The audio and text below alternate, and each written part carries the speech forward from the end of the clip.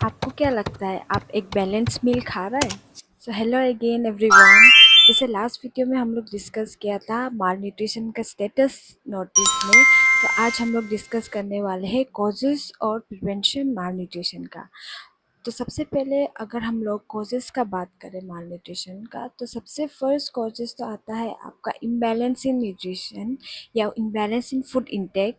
मतलब आप खाना ज़्यादा खा रहे हैं या खाना कम खा रहे हैं। फिर सेकेंड जो आता है आपका फिजिकल कंडीशंस, आपका मेटाबॉलिक रेट और आपका डाइजेशन रेट। आप जितना कंज्यूम कर रहे हैं उसको आप कितना डाइजेस्ट कर पा रहे हैं, आपका बॉडी उसको कितना अच्छा से एसिमिलेट कर पा रहा है और आपका बॉडी उस पर कैसे रिएक्ट कर रहा है। फिर आपका लाइफस्टाइल या और आपका फूड इंटेक प्रैक्टिस, मतलब आप कैसा फूड कंज्यूम कर रहा है, कौन सा टाइम में फूड कंज्यूम कर रहा है, वो भी इफ़ेक्ट करता है। प्लस आपका जो जेनेटिक्स होता है वो भी इसमें बहुत बड़ा रोल प्ले करता है, क्योंकि कोई कोई लोग जितना भी कम खाने से भी उन लोग का वेट ऐसा का ऐसा ही रहता है, या फिर जितना भी ज़्यादा खाने से भी उन लोग का वेट कम का कम होता है। और भी माइनर फैक्टर्स जैसे फूड क्वालिटी या फिर सोशल इकोनॉमिकल स्टेटस भी माल न्यूट्रिशन रेट को इंक्रीज करने में हेल्प करता है। एंड सो अभी अगर हम लोग प्रिवेंशन का बात करें, मतलब कैसे हम लोग माल न्यूट्रिशन को प्रिवेंट कर सकते हैं, तो सबसे पहले आप लोगों को एक टर्म जानना पड़ेगा जो है बैलेंस डाइट।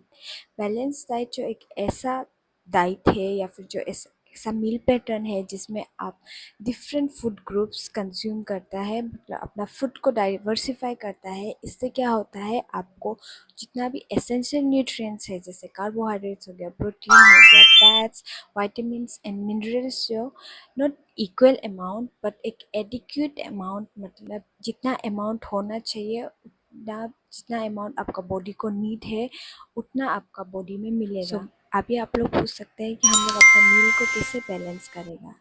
तो अगर आपको अपना मील को बैलेंस करना है तो आपको अपना फूड को डाइवर्सिफाई करना पड़ेगा। मतलब आपको डिफरेंट फूड ग्रुप्स जैसे कि सीरियल्स हो गया, पल्सेस हो गया, उसके बाद मीट हो गया, फ्रूट्स एंड वेजिटेबल्स और मिल्क एंड मिल्क प्रोडक्ट्स को आपको अपना एवरी टाइम जब भी आप मील कंज्यूम करेगा उसमें इंकॉर्पोरेट करना है, ताकि आपको डिफरेंट फूड ग्रुप्स का जो एसेंशियल न्यूट्रिएंट्स है वो आपका बॉडी को मिल सके। सो बेसिकली हम लोग का नॉर्थ ईस्ट इंडिया का मेन प्रॉब्लम ये है कि हम लोग अपना मील को डाइवर्सिफाई करके नहीं खाता है। मतलब हम लोग जनरली राइस ईटर है, तो हम लोग ब्रेकफास्ट लंच डिनर में राइस खा लेता है।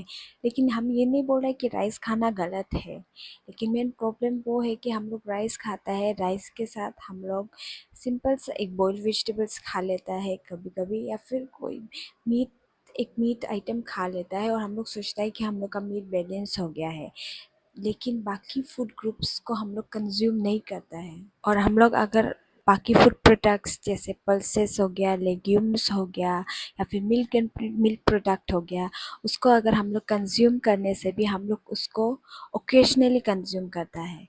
लेकिन एक बैलेंस डाइट का मतलब है कि आप जो ये डिफरेंट फूड ग्रुप्स है उसको डेली कंज्यूम करें। अपार्ट फ्रॉम बैलेंस डाइट, आपका फूड इनटेक टाइमिंग या फिर आपका फूड हैबिट्स, उसके साथ आप कितना फिजिकली एक्टिव है वो भी बहुत एक इम्पॉर्टेंट रोल प्ले करता है। एंड स्पेशली जो आपका बैलेंस डाइट चाइल्ड लोग के लिए बहुत इम्पोर्टेंट है, क्योंकि आफ्टर 6 मंथ आपका चाइल्ड का एक ईटिंग जर्नी शुरू होता है।